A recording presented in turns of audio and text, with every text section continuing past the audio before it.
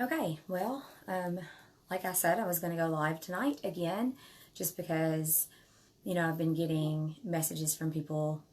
Well, I guess I can wait and see if anybody's going to log on before I launch in. And if nobody gets on, then I'll just tell my story and post it. I can dance. Not really, I'm a horrible dancer.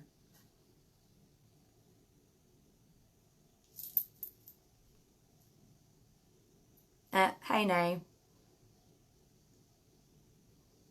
I am just seeing if other people log on. Hey, Lindsay. I saw your mom and Chris the other day at the aquarium, believe it or not. Um, I'm going to talk about some stuff tonight. Like I said, I thought I'd go ahead and cover like some of the cancer stuff tonight. Um, no, I'm not. I'm a horrible dancer. I didn't say normal. I said horrible. So, yeah, Shanae, I actually makeuped for you. So, yeah, look at that. I even brushed my hair. Um, there's a couple of people on. Hey, Valerie. I guess, since there's a few on, do you guys want me to go ahead? Thank you. I appreciate that. That you're proud of me, I guess. It's been a road. Let me tell you, it's been quite a road. I guess, I don't know, do you guys want me to go ahead and start, or should I wait a little bit longer and see if anybody else wants to log on? What do you guys think? Because I don't want to bore you guys to death just sitting here staring at me running my mouth. I do want to share some things, and I'm going to. But okay, well, I guess I can go ahead and start.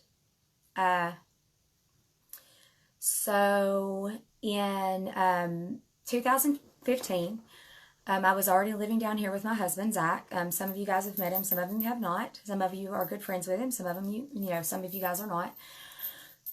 So I moved here with him, and we had a decent, beginning of our life down here. I had started working with Babies Can't Wait.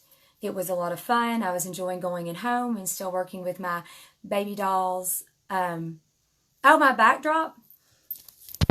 Okay. So my boys decided that I needed to set something up that looked like me. So I told them that they could go into my collections and find some of the stuff that makes them think of me the most. So up here we've got a face hugger from the Alien franchise.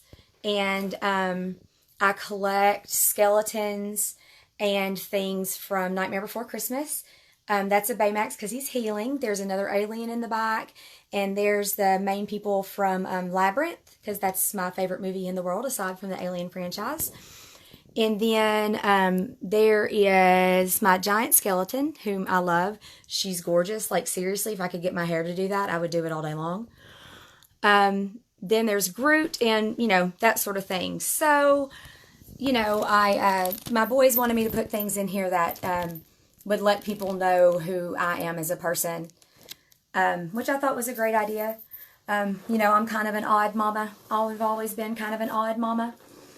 Is there anything else you want to hear about the background?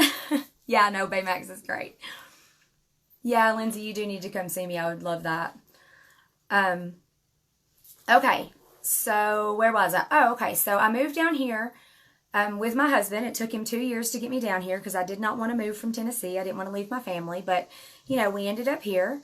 And at the time, we just had the the three bigs, excuse me. They were going into like first grade and second grade. And it was just a big transition. It was something that I guess we were ready for. Like I said, I landed a job that I loved. I was still working with littles with special needs. That's my thing. It's my whole life. I absolutely love it.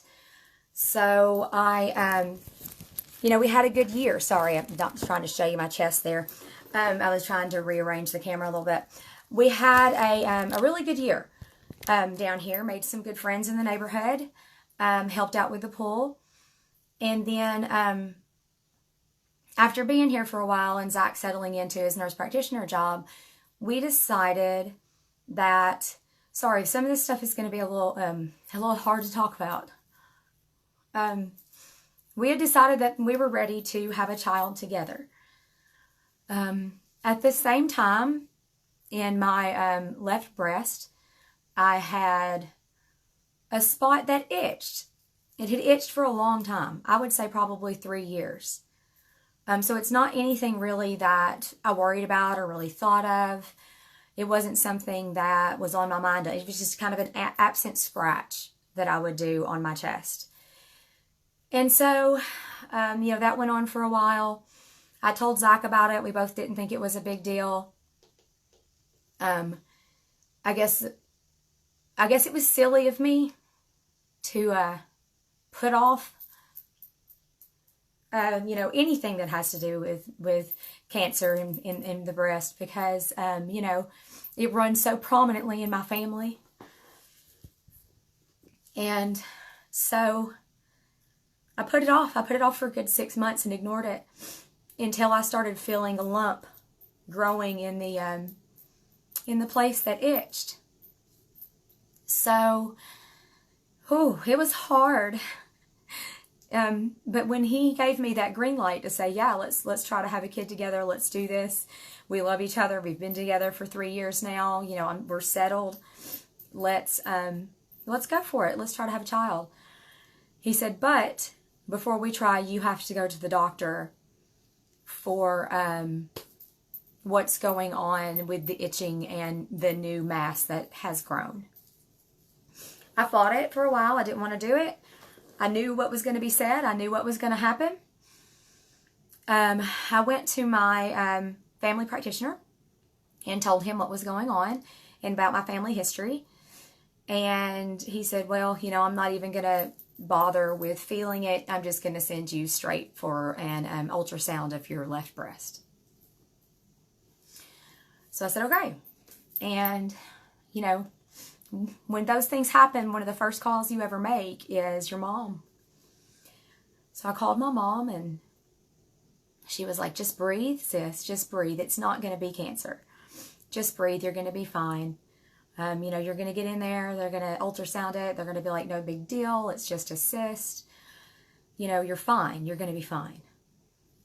So we went in for the ultrasound, and my really close friend Emily, which some of you know because you worked with her, she came with me.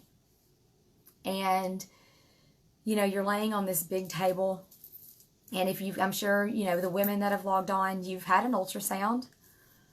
You know what they look like, and it's the same process, except it was on my breast. So sorry, give me a second. Like I said, I'm doing this to find some healing, even if nobody logs on. I'm doing this so I can start letting go of some of it. Okay, so I went in for the ultrasound, and you can tell quickly when something's not right. People change the way that they look. They change their movements in their body, their looks on their faces. They stop making eye contact when something's wrong. So I watched her face, and her face dropped. She got real quiet, and she started making clicking noises. And she turned the light on, and she said, I'm going to have to walk out. I'm going to go talk to the radiologist, and I'll be right back. So I looked at a screen, and it was frozen on what had to be the mass in my left breast. And it had like a blood supply is what it looked like. A lot of blue and reds going towards a central place. And they came in and said, we have to do an ultrasound immediately. Not an ultrasound, excuse me. We have to do a mammogram immediately. And so that right there scared me to death. So we went in, we did the mammogram, and I walked out, and the nurse came up to me and said, you have to pick a surgeon right now. And I said, what do you mean I have to pick a surgeon right now? They said, there's something called the BIRADS, and it's a scale that they place when they are ultrasounding, mammogramming a tumor.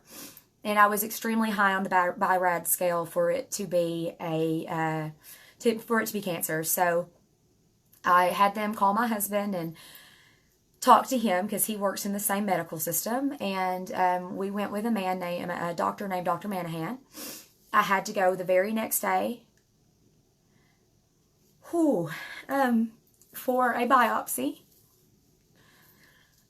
And, so they did the biopsy, and I think it took about only 24 hours before I got a call from the surgeon and said, it's cancer. Sorry. I was only 35, and it was cancer. And that has got to be one of the most terrifying things that anybody ever tells you. And the first thing I did was hit the ground. And just cried. Because, that's really all you can do at first is cry. And so that's what I did. And then I called my family. I've got a very close family. I'm still close with all of my cousins and close with my aunts and my uncles and my my grandmother. And, so that's the first call you make is that call. And it's such a hard call to make. Calling your mom and your dad and having to say, yeah, Mom, it's cancer. What am I going to do now, Mom? It's cancer. It's really difficult. And this all happened within, I'd say, maybe, from going to my general practitioner to, yes, it's cancer, was probably a total of 36 hours. So I went from a woman who was about to try to have another baby to a cancer patient. And it happens that quickly. It happens that quick, and your whole life turns upside down from healthy to cancer patient in 36 hours. And everything started to move fast. As soon as you get that diagnosis, everything takes off. You don't have a moment to breathe at all. You start making decisions.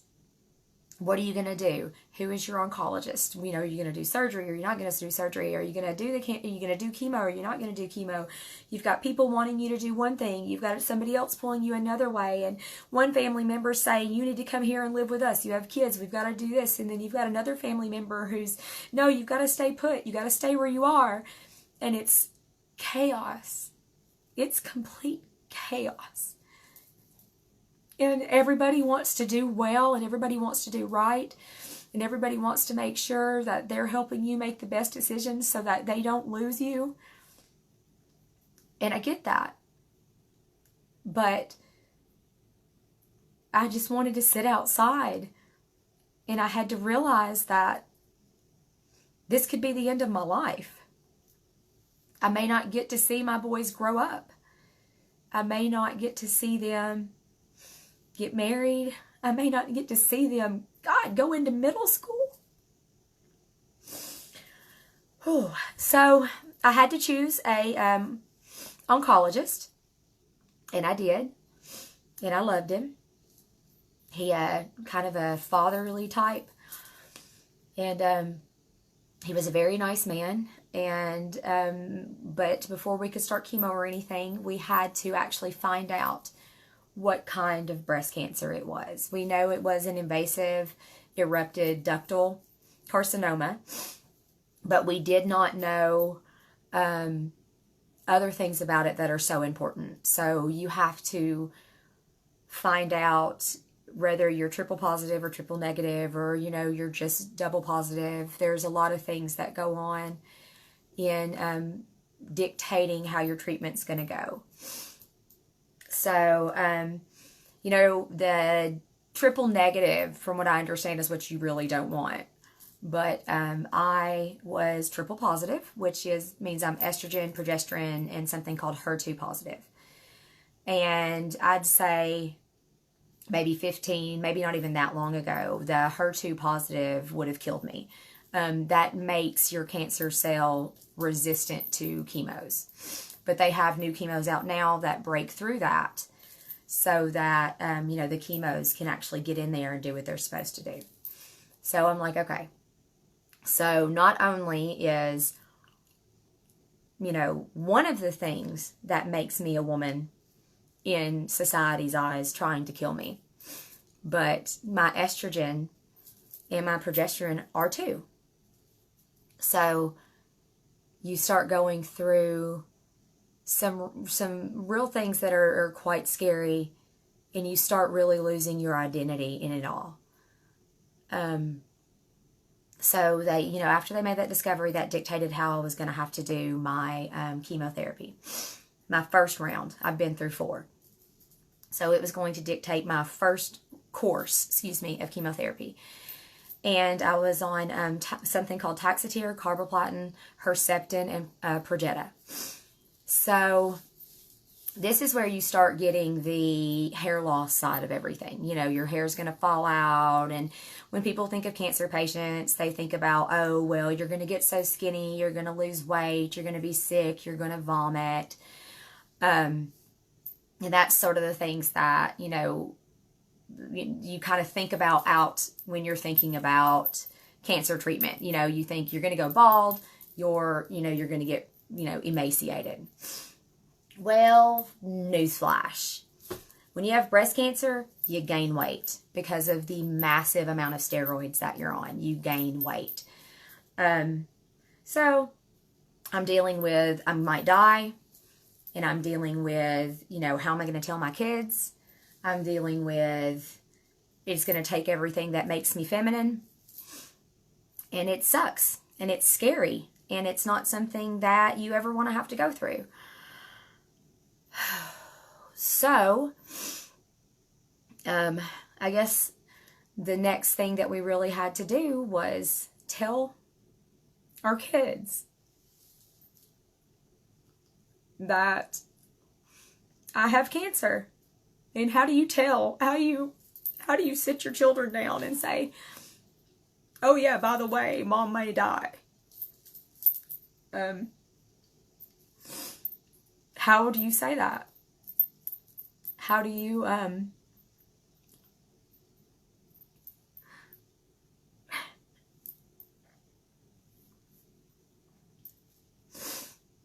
how do you look into the eyes of the people that you love the most and tell them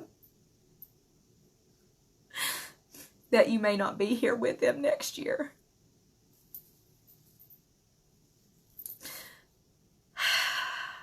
Sorry. But, that's what we had to do, was tell our bigs, which is what we call the 3 older boys, tell our bigs that I had cancer. For those of you that don't know, I only have one biological child. He was with me and he was from me and my ex-husband. He's the only child that I had the pleasure of giving birth to. But I love them all because, I have 7. So, we, when they were all 3 together with us, we sat them down on the couch and told them that, mom has cancer. And it's breast cancer, and it's gonna make me really sick. The treatments are gonna make me really sick. I was going to have to quit work because it was going to destroy my immune system, and I wasn't allowed to work with kids during the treatment that I was going through. So I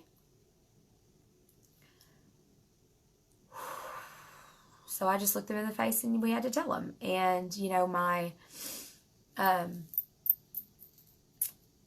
the different reactions really illustrate my different kids pretty perfectly.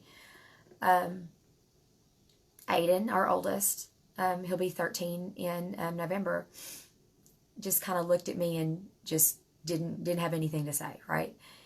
And then Mason, who's the middle one of all of them, burst into tears and just started crying and shaking and balling up into a ball. And then Andrew just kind of looked mad. He's our 11-year-old. They were much younger at the time, obviously, because this happened 4 years ago. So we had to deal with trying to figure out how to answer their questions, because we knew, you know, they're going to have questions. So Mason, of course, his first question was, "Mom, are you going to die?" And, oh, God. Sorry.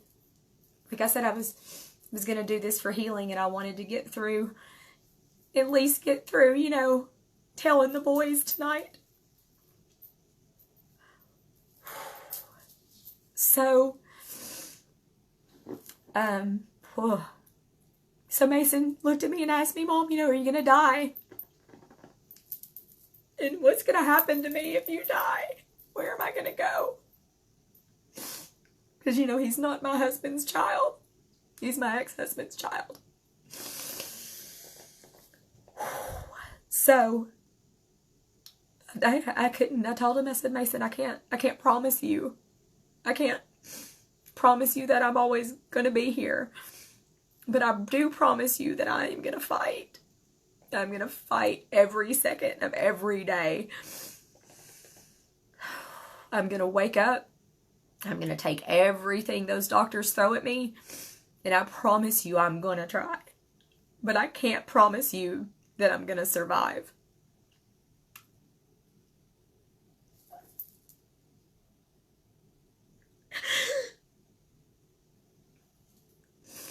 And at 35, looking at your son and have to tell him that I don't know if I'll survive, but I promise I'll fight. Just, I don't even know if I can put that into words. If brokenhearted is a real thing, I think that's the moment that I was truly brokenhearted. And Aiden and Andrew, my husband's biological children, my boys, they're my boys. Well, they didn't understand. They asked if, you know, "So, well, does that mean that you're just going to have to take a medicine and you'll be fine by the, you know, in 2 weeks when we come back for our weekend?" And it just, you know, to them, cancer was not a scary word because they didn't really understand what it was. So we, you know, had to explain to them that no, it's not something that's going to be beaten in, you know, a couple of days. It's not something that's just going to go away with, you know, a couple of weeks of medication.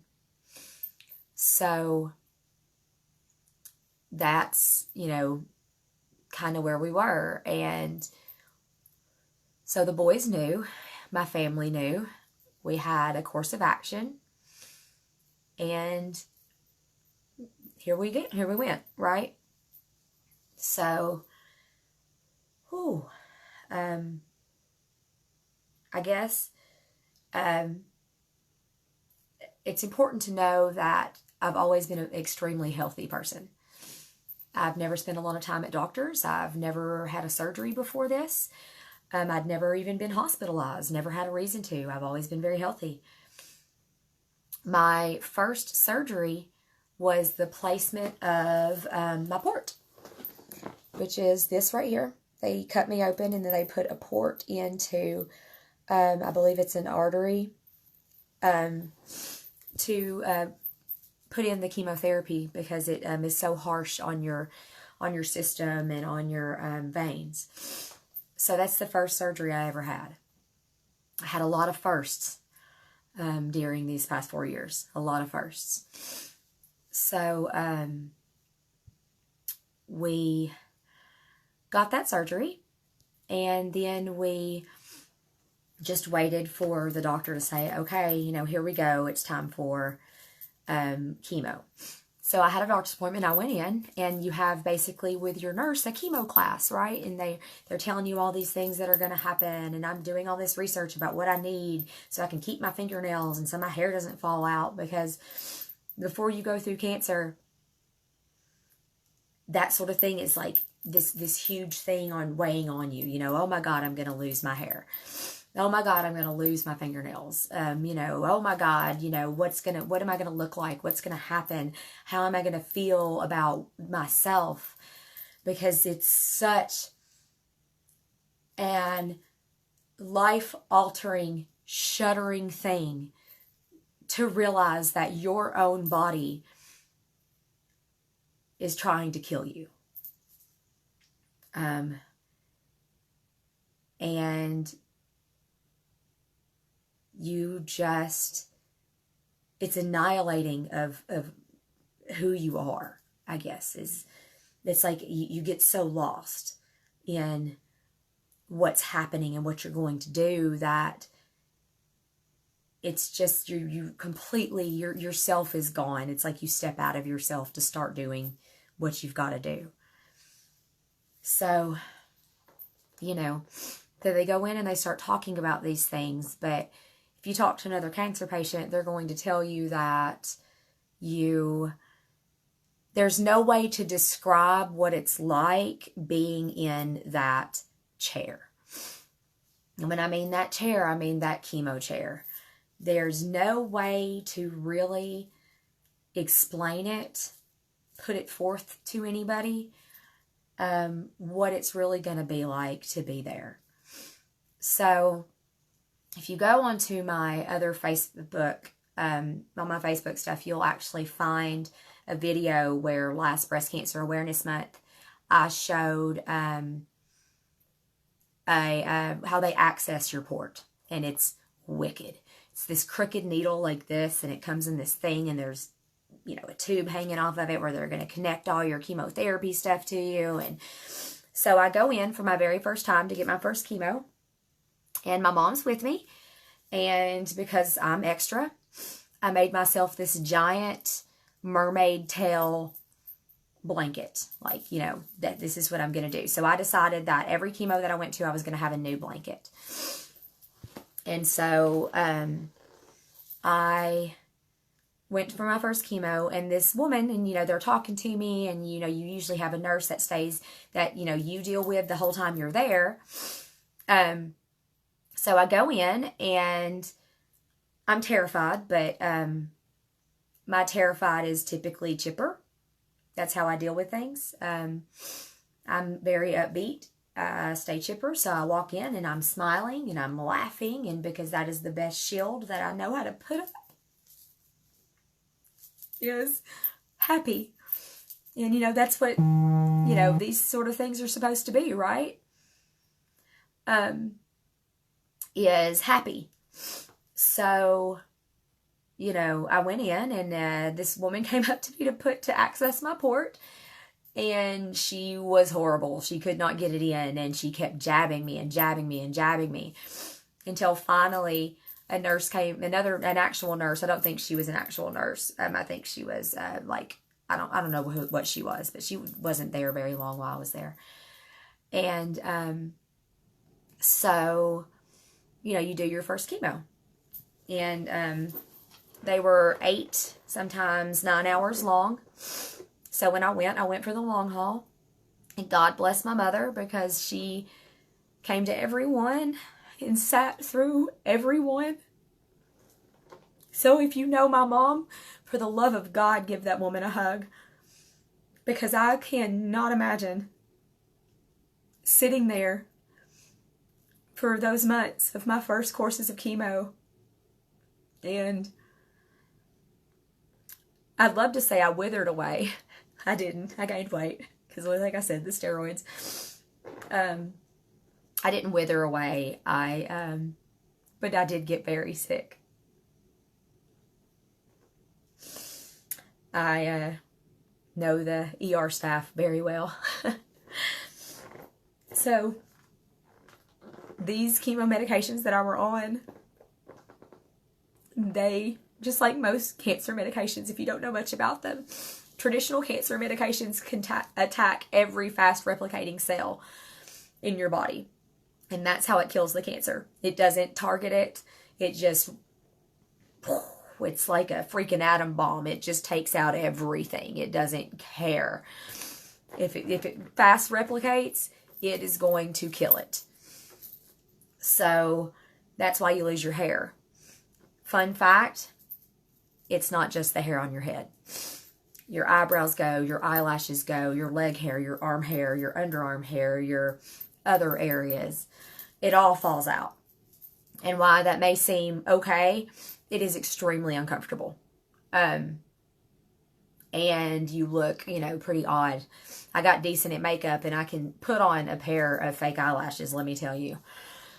Because, when you don't have eyelashes and you look, kind of insane. So I came home after my first chemo treatment. And like I said, it was about eight and a half hours long. And, I feel like garbage. And that's not even the worst of it. You say you've spent this whole day in this chair and you're looking around at other patients. And some of them are happy and some of them are sad and some of them are young and some of them are elderly.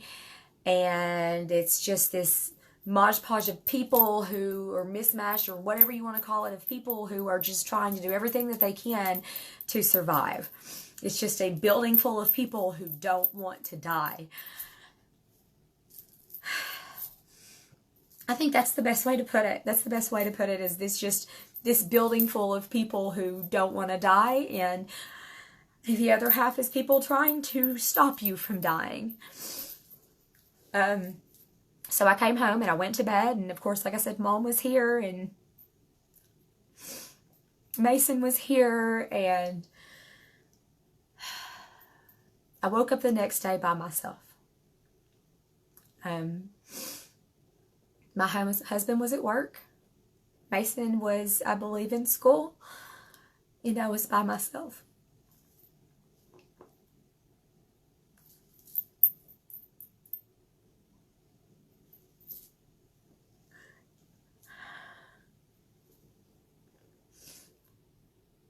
And it's like moving through a nightmare.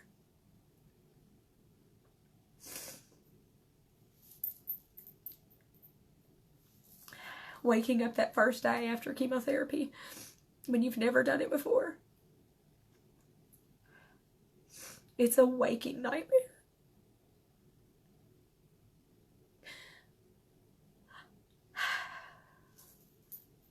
My vision was extremely disrupted.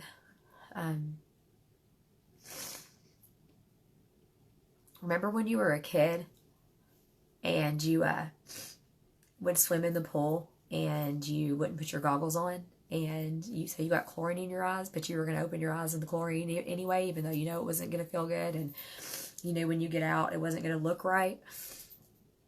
I think that's a good way to describe it. It was foggy. My world was foggy, and it was pixelated, which is, you're like, what is going on?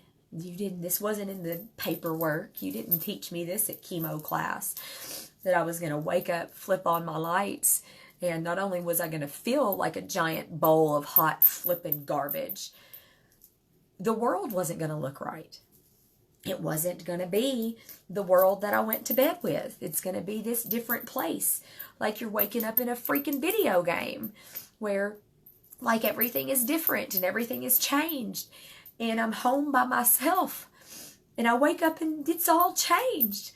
And the panic sets in. The sheer, unadulterated, oh my God, what is going on? Panic. They didn't tell me this. They didn't explain this. You know, scared enough.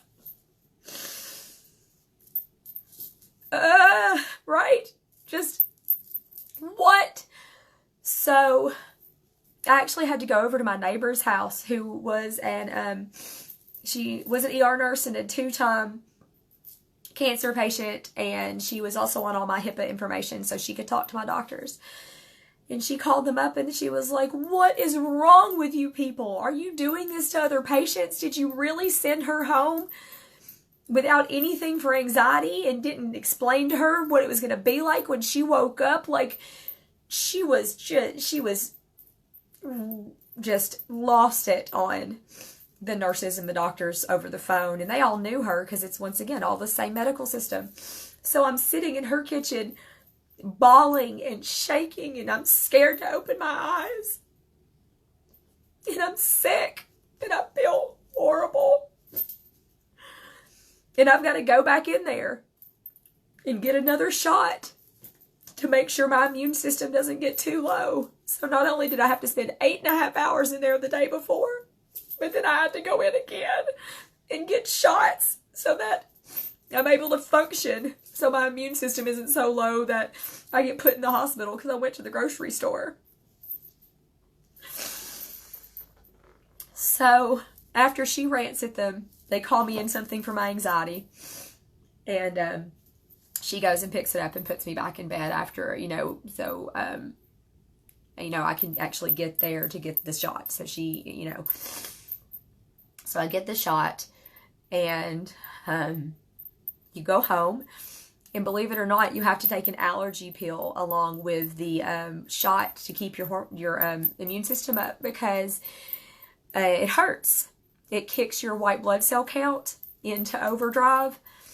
So you get bone pain, really severe bone pain. And I believe it was Claritin, and the Claritin is supposed to help. Okay, so this is where we are. I'm home by myself during the day, typically.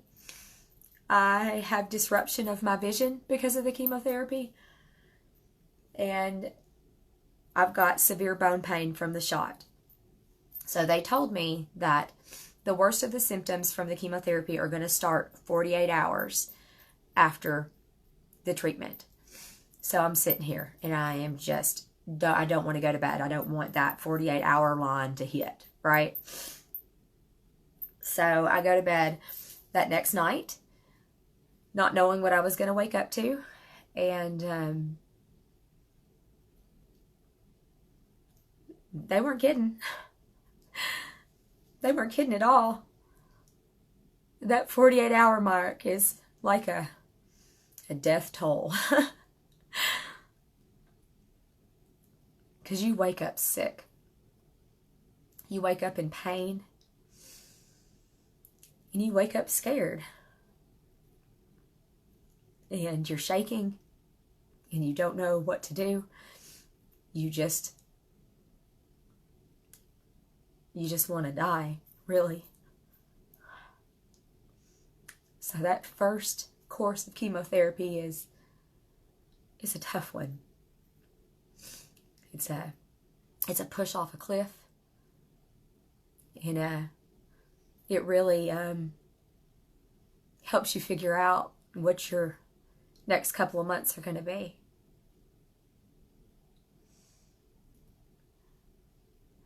I knew, though, that I had a couple of hours to get it together, because I knew my son would be coming home. He was going to be coming home, and I was going to need to take care of him. So you get out of bed, and you put a smile on your face. You take what meds you need to take. and you get on with your day.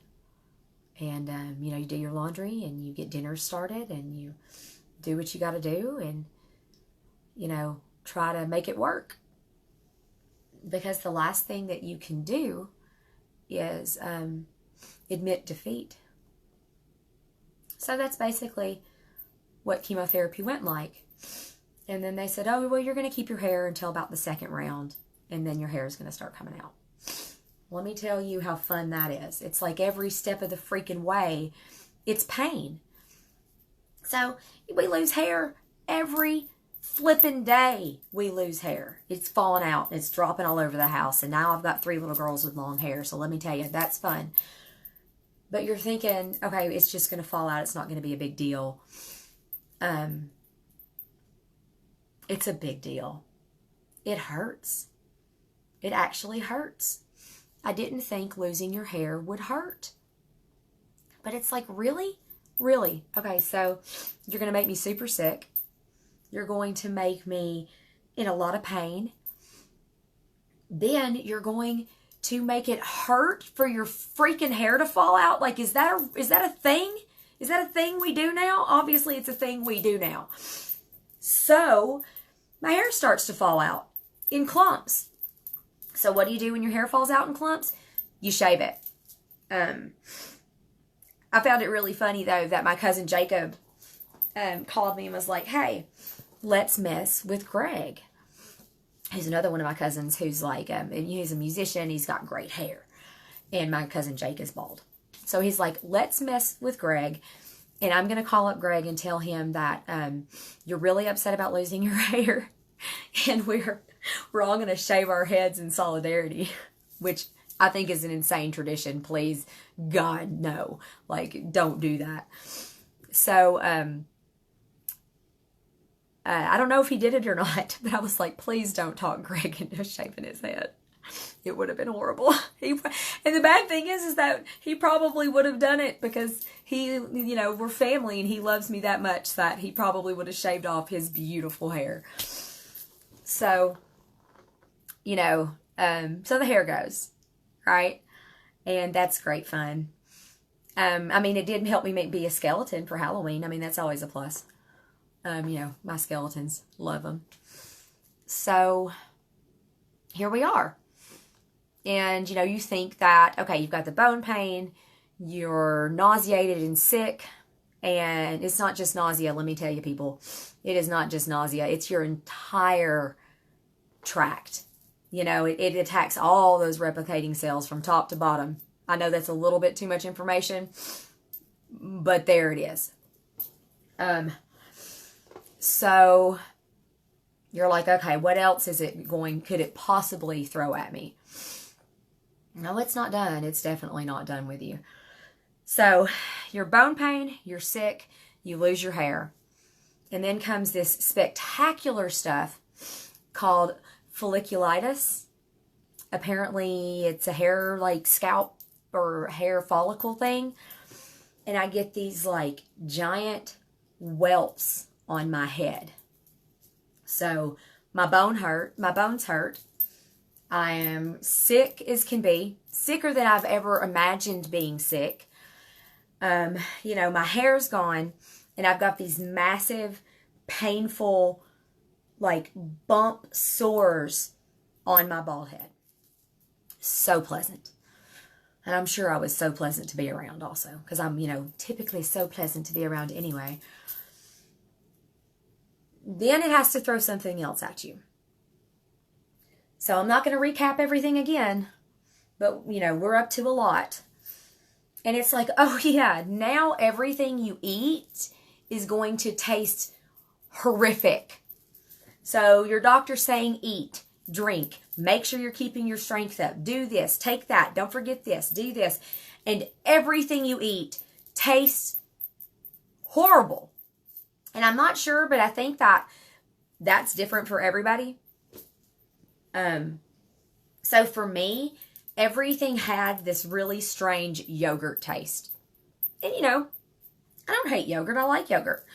But when you're sitting down to eat a steak and it tastes like freaking yogurt, yeah, no thanks. Can't have it. That's disgusting. I mean, it's seriously that bad. It's really, really, really, honest to God, that bad. My steak tasted like yogurt. Like, and I'm not saying like it's like this yogurty aftertaste. Like you chew and you swallow and you're like, oh God, yogurt. And it's not that bad at first, but then when everything tastes that way, it's that bad. Like everything. I'm not exaggerating. Well, okay, no, I am exaggerating. There were a few things that tasted normal. Nerds tasted so normal. They tasted like nerds. And sushi. And I loved sushi anyway. So, you know, fresh sushi tasted normal. Right. So, another thing that people think about cancer patients is you have a dry mouth. Oh, you know, so we stocked up on all this dry mouth stuff, right? You know, we got to make sure you got stuff for the dry mouth so it's not bad. I did not have a dry mouth. I had an overreactive saliva response where I was like a dip patient having to like spit in a thing so I wasn't like full of spit all the time because I couldn't swallow it because that would make me more nauseated. So it's like, okay, what do? Do you walk around with a freaking bottle of your own spit so you're not swallowing it so you don't vomit some more?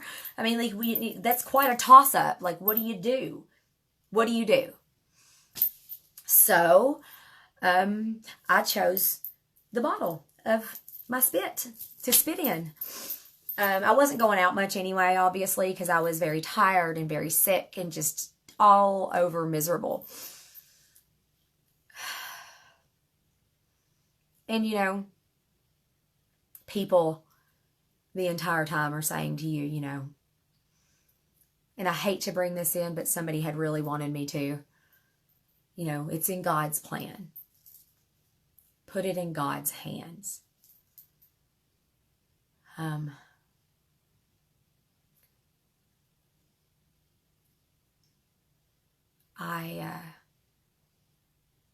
was really mad at him.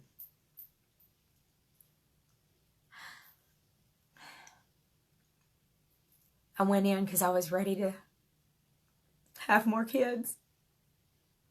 And instead,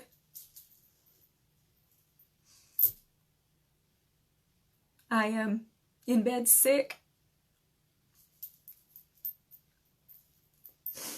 You can say my relationship with him was not good. Oh, I'm not gonna lie. I was on my knees plenty. On my knees plenty. Saying, please just make it stop hurting. Please let me eat something. So I talked to him a lot. I yelled at him a lot. Cussed at him a lot. Like, what had I done in my life to deserve feeling this horrible? I was angry. So angry. And my son, my biological son,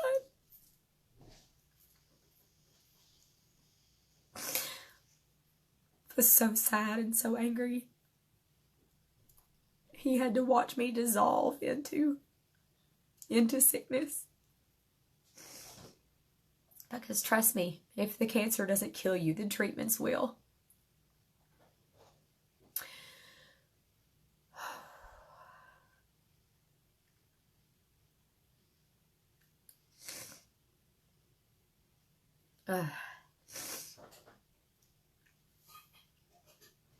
So I don't know. I don't know. Do you guys want me to keep going or log back on another time? I'll let you guys choose. I'm happy to keep going if you'd like to hear more, but I'm okay with stopping too. If I stop, I will go ahead and post this to my feed or whatever, you know. Every social media calls it something different. I guess the point in, okay, Letha, if you think I should keep going, I'll keep going. Okay, so here I am, a bald, sick cancer patient. And my next choice is how to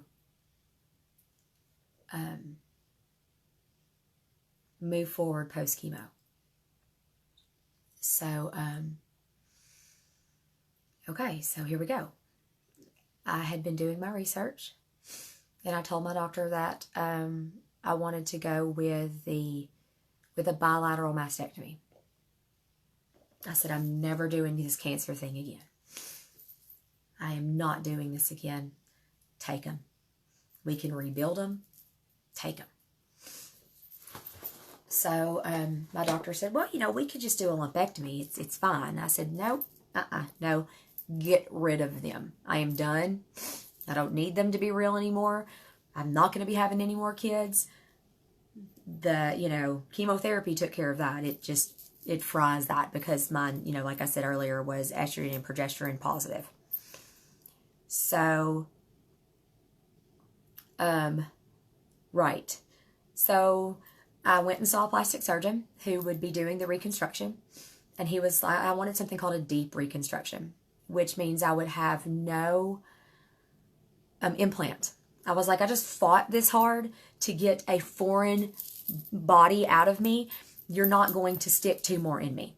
I've got nothing wrong with breast implants. If it, if it makes you feel good and you do whatever you do to make you feel good about you.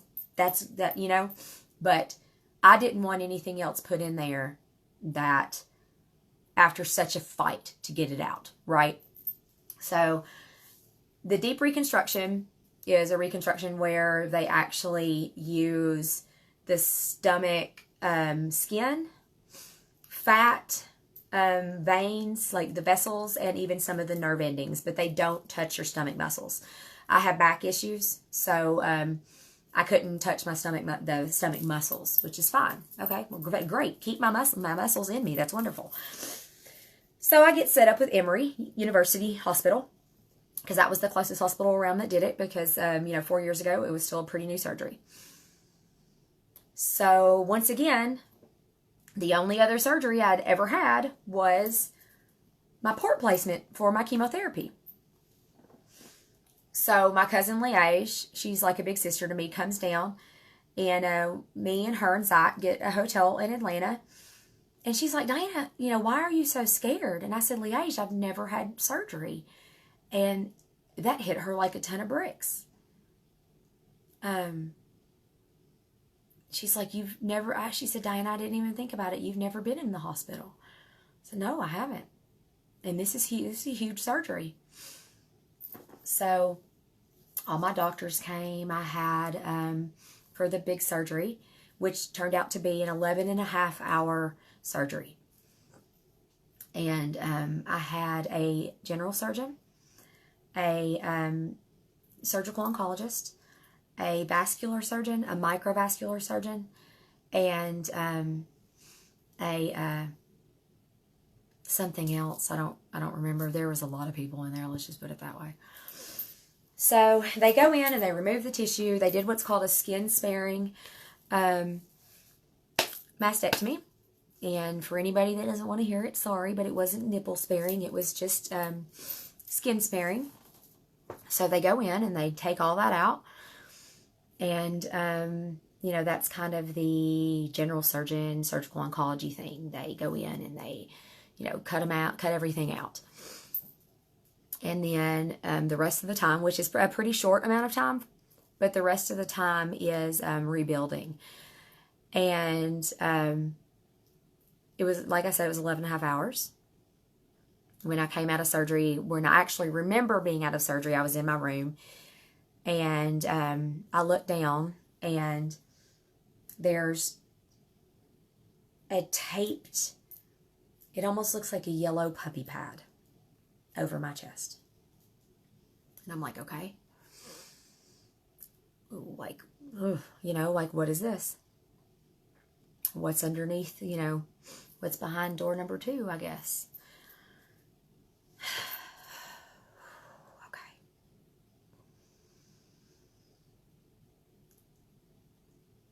I don't, for those of you that are watching and listening, those of you that have had surgeries, I have never seen myself really cut open. I didn't know what to expect to see underneath that. I know what was there before, but I was not prepared for what was going to be under there.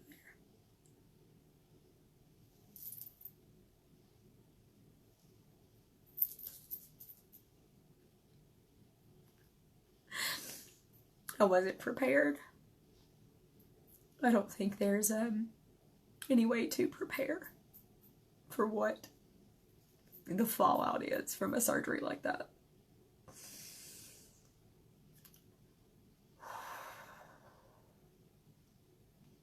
I don't think I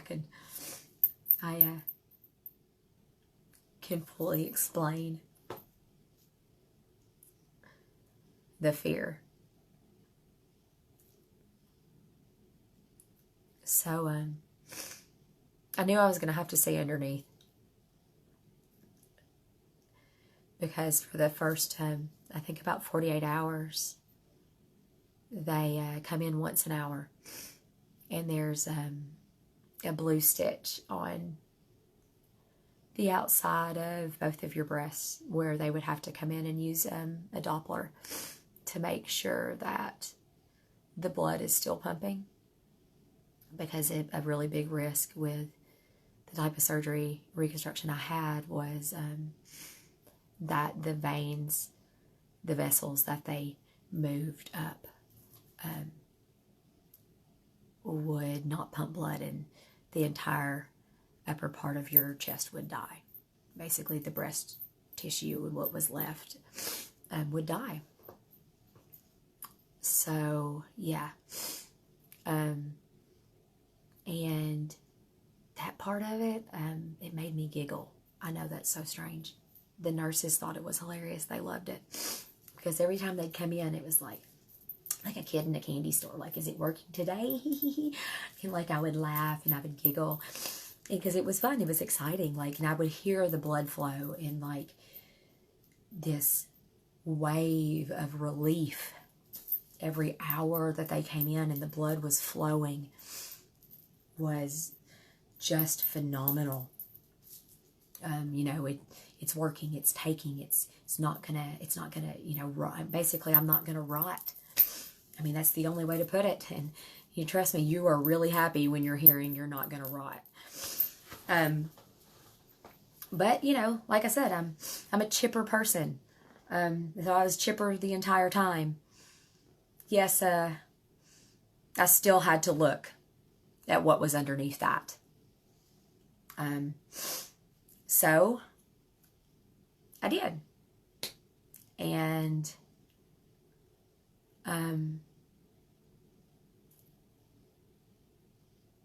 let's just say that, thank God, I was on a lot of pain medication. My hip, I was cut open from hip to hip. And I knew that was going to happen, but once again, until you see it, you don't get it. And, little aside story, I don't hide my scars. I'm not ashamed of them. So when I'm down at the pool in a bikini, you can see my scars around my belly button, because they had to move my belly button. And you can see my scar that's hip to hip. And sometimes women will ask, when did you get your tummy tuck? I said, oh, I didn't have that. That's a cancer scar. And the look on their face is, it's priceless. Just priceless. Because, I've got a very sick, insensitive sense of humor. So I think I am going to have to stop there. I'll come back on. I'll come back on sometime soon. And maybe, I don't know if I'll come back on tomorrow because this is a lot to unload, and I'm not even fully through my first, round of cancer. I still have my second round to go. So, I guess, if you guys that have been here the whole time, if you have any questions for me about, anything, you're welcome to ask. If I'm going to bare my soul, I might as well bare all of it, right? I guess that's the teacher in me. Any questions? Does anybody have any questions? Do you understand there back in the back? Do you get it? So, you may leave the classroom, but you're still always going to be a teacher. But I guess that's it for tonight. I hope I didn't bore you. I hope I didn't seem overly dramatic, because I am very dramatic. I appreciate you guys logging on and kind of helping me and being part of my healing, because so much of this I have kept for myself that, the people I grew up with, most of them didn't even know. How are you going to leave out? You cleaned the heck out of your house. So Shania is a good friend of mine. She was with us through a lot of the cancer, but she's saying through the first round of cancer, she says, how are you going to leave out you cleaned the heck out of your house every day and made cupcakes and did PTO during your first course of cancer? I don't know. I guess, I don't know. I guess that's just what I did. So I don't, like I said earlier, you pick yourself up, you pull your pants back on and say, okay, yes, you have cancer. Yes, you feel like steaming hot garbage, but you have a life to live also. And if anybody takes anything away from this, which I'm going to talk more obviously, is that you got to fight. You got to stay happy and you got to fight, because cancer taught me that it can get worse. It can always get worse. So enjoy where you are, even if you're sick and feeling miserable and bald and now overweight because of the steroids. It can always be worse. You could be dead. And that's where anybody wants to be. So, well, I mean, maybe eventually, I guess that's it. I love you guys. I appreciate you logging on, and I'll log on again soon to keep up and finish off the stories. And if you enjoyed it, let me know. If you didn't enjoy it, let me know. If you think I should keep going, just write it in the comments. Love you guys. Bye.